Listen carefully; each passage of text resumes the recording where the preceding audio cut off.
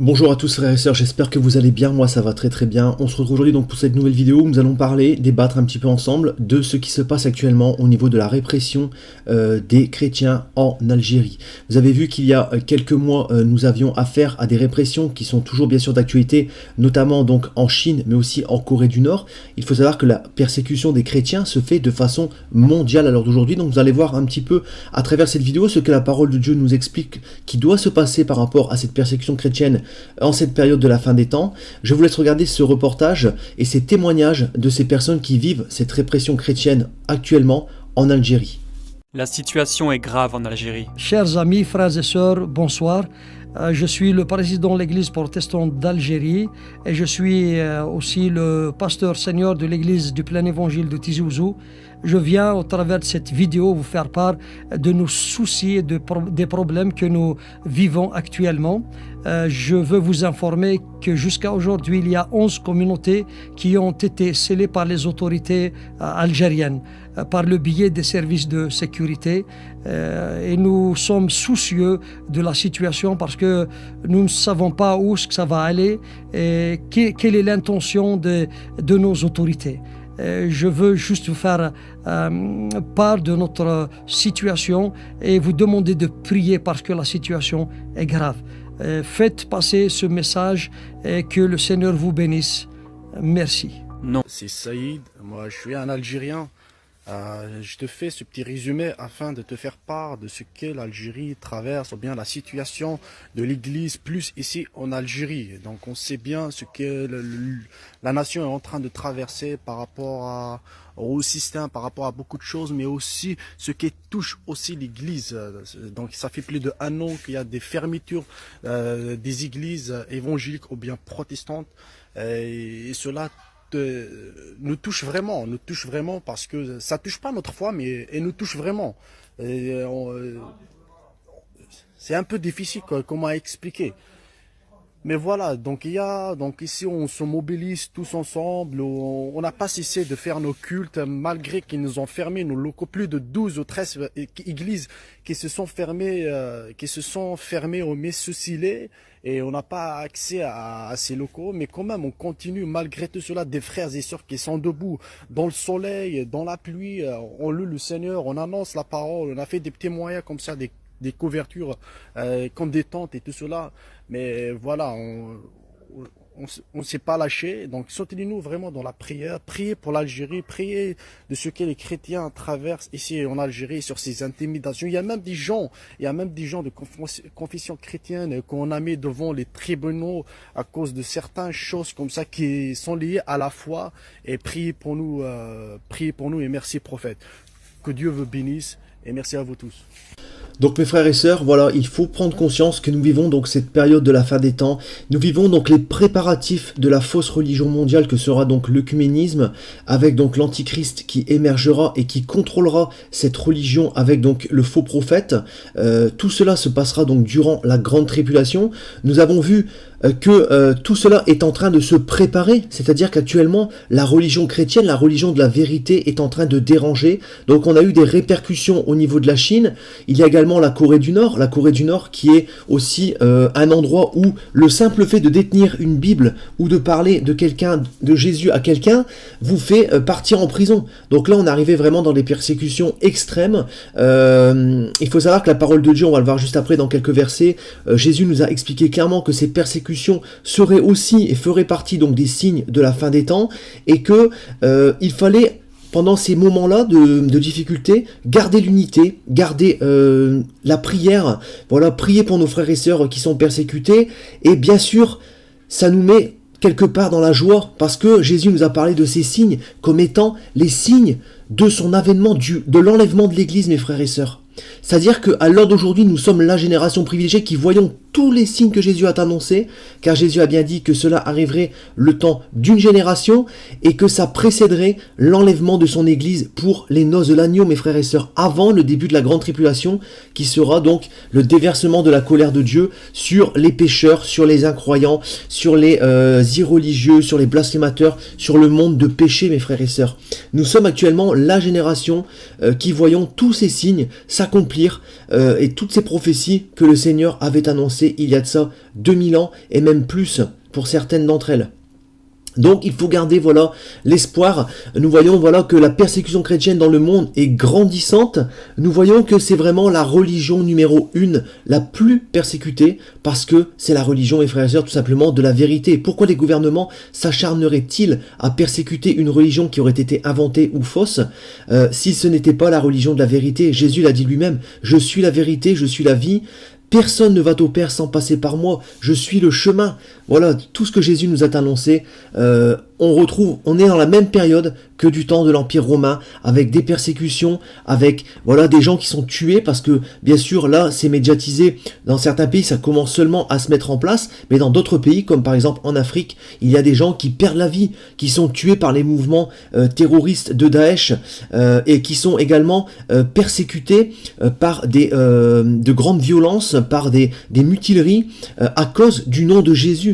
Il faut savoir que dans certains pays, quand nous prononçons le nom de Jésus, nous pouvons être décapités, nous pouvons être brûlés vifs.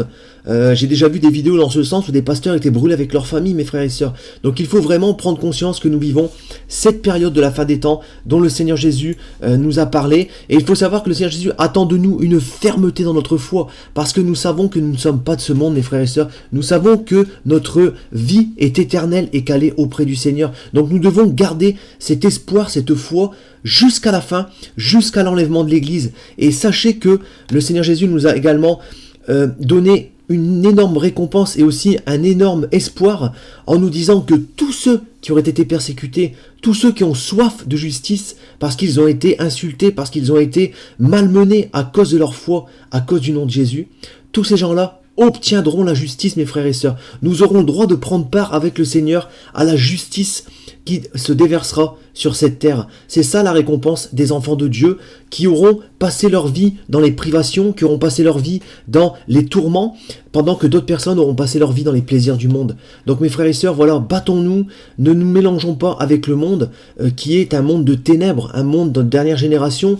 La Bible nous explique aussi que ce monde et cette génération est une génération perverse et corrompue. Nous devons, nous, être les exemples. Nous devons être les imitateurs de Christ et nous devons garder la foi, l'espoir et la persévérance dans notre foi et dans notre Seigneur jusqu'à la fin, jusqu'à l'enlèvement de l'Église qui précédera donc la grande tribulation.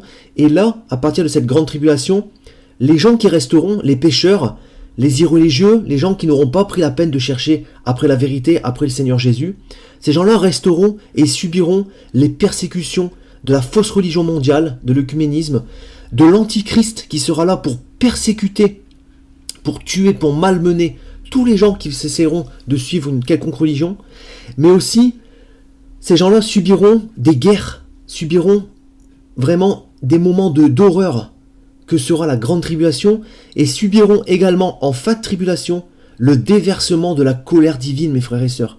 Nous ne serons plus là, nous serons aux noces de l'agneau.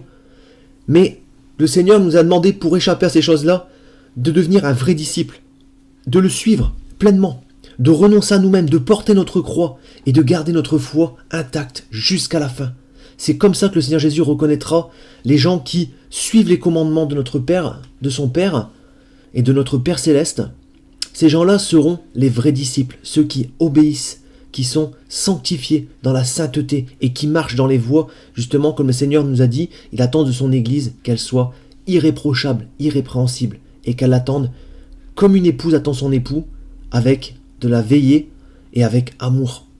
Donc mes frères et sœurs, on le voit dans Matthieu, chapitre 10, du verset 22 à 25, « Vous serez haïs de tous à cause de mon nom, mais celui qui persévérera jusqu'à la fin sera sauvé. » On le voit également dans Luc, chapitre 12, du verset 11 à 12. « Quand on vous mènera devant les synagogues, les magistrats et les autorités, ne vous inquiétez pas de la manière dont vous vous défendrez, ni de ce que vous direz, car le Saint-Esprit vous enseignera à l'heure même ce qu'il faudra dire. » C'est le Saint-Esprit qui nous guide, mes frères et sœurs. Ce n'est plus nous-mêmes. Et c'est ça qui fait aussi que nous prêchons avec amour. Daniel, chapitre 12, verset 10, cette période de la fin des temps, plusieurs seront purifiés. Donc les gens trouvent la vérité parce qu'ils aiment le Seigneur, parce qu'ils veulent trouver leur Dieu. Et le Seigneur répond à ceux qui le cherchent réellement. Donc plusieurs seront purifiés, blanchis et épurés. Mais les méchants feront le mal et aucun des méchants ne comprendra mais ceux qui auront de l'intelligence comprendront. Donc il faut vraiment prendre conscience de ça. On le voit également dans Luc 21, chapitre 36. Veillez donc et priez en tout temps, afin que vous ayez la force d'échapper à toutes ces choses qui arriveront et de paraître devant le Fils de l'homme. De paraître debout devant le Fils de l'homme. Donc le Seigneur nous a exhorté vraiment à prier, à rester dans la prière, dans l'unité, afin d'avoir cette force que le Seigneur nous donnera par la prière, par les jeûnes, de résister à tout ce qui aura comme persécution dans cette période de la fin des temps.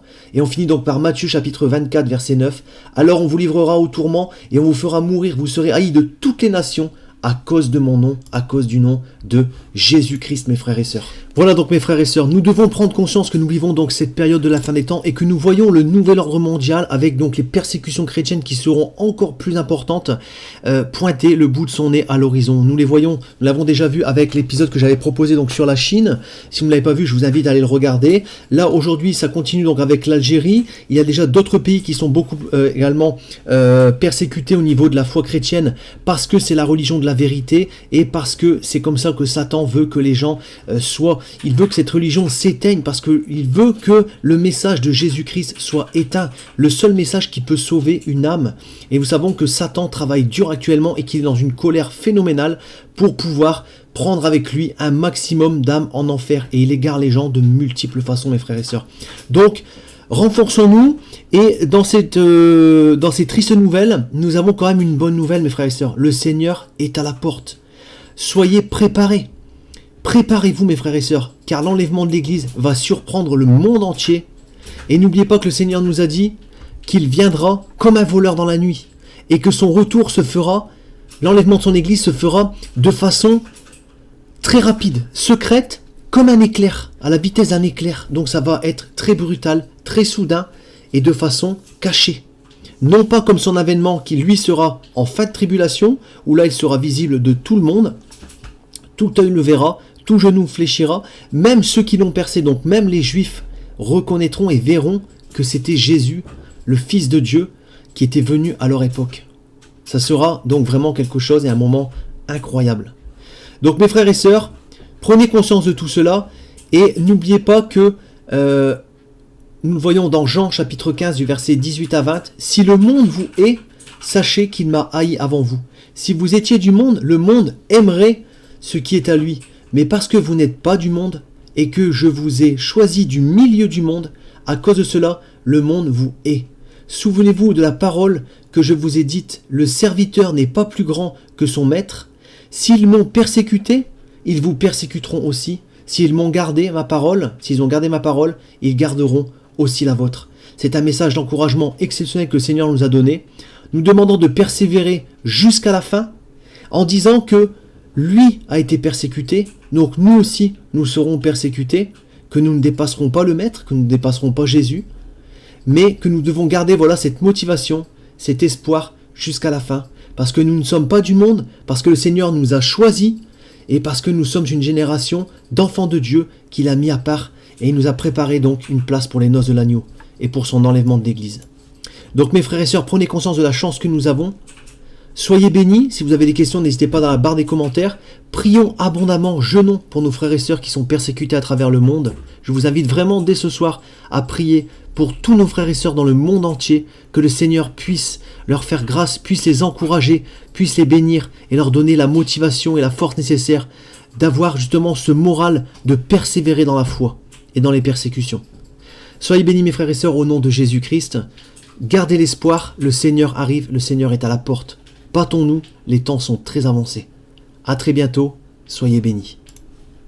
Tout pouvoir m'a été donné dans le ciel et sur la terre.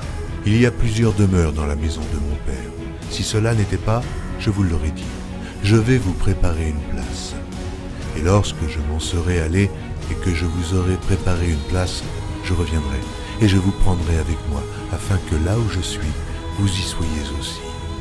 Vous savez où je vais, et vous en savez le chemin. Je suis le chemin, la vérité et la vie. Nul ne vient au Père que par moi. Abraham, votre père, a tressailli de joie de ce qu'il verrait mon jour. Il l'a vu, et il s'est réjoui. Si vous me connaissiez, vous connaîtriez aussi mon Père, et dès maintenant vous le connaissez et vous l'avez vu. Et je vous le dis, avant qu'Abraham fût, je suis. Il y a si longtemps que je suis avec vous. Celui qui m'a vu a vu le Père. Les paroles que je vous dis, je ne les dis pas de moi-même. Et le Père qui demeure en moi, c'est lui qui fait les œuvres. Croyez-moi, je suis dans le Père, et le Père est en moi. Cette bonne nouvelle du royaume sera prêchée dans le monde entier pour servir de témoignage à toutes les nations. Celui qui croira et qui sera baptisé sera sauvé, mais celui qui ne croira pas sera condamné. Je m'étonne que vous vous détourniez si promptement de celui qui vous a appelé par la grâce de Christ pour passer à un autre évangile. Aucun mensonge ne vient de la vérité. Sinon, celui qui nie que Jésus est le Christ, celui-là est l'antéchrist, qui nie le Père et le Fils. Quiconque nie le Fils n'a point non plus le Père. Quand un ange du ciel annoncerait un autre évangile que celui que nous vous avons prêché, qu'il soit anathème. Moi, Jésus, j'ai envoyé mon ange pour vous attester ces choses. Je le déclare à quiconque entend les paroles de la prophétie de ce livre. Si quelqu'un y ajoute quelque chose, Dieu le frappera des fléaux décrits dans ce livre.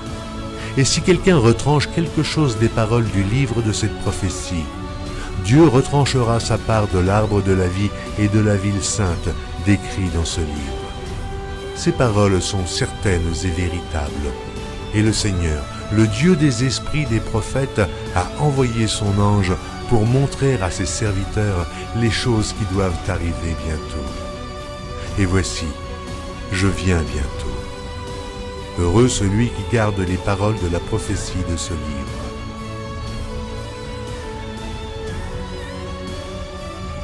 Voici, il vient avec les nuées, et tout œil le verra, même ceux qui l'ont percé. Et toutes les tribus de la terre se lamenteront à cause de lui. Oui. Amen. Je suis le rejeton et la postérité de David, l'étoile brillante du matin. Je suis l'alpha et l'oméga, dit le Seigneur Dieu, celui qui est, qui était et qui vient, le Tout-Puissant, le premier et le dernier, le commencement et la fin. Que la grâce du Seigneur Jésus soit avec tous. Moi, Jésus, je viens bientôt. Vous êtes en bas, moi je suis d'en haut. C'est pourquoi je vous ai dit que vous mourrez dans vos péchés. Car si vous ne croyez pas ce que je suis, vous mourrez dans vos péchés.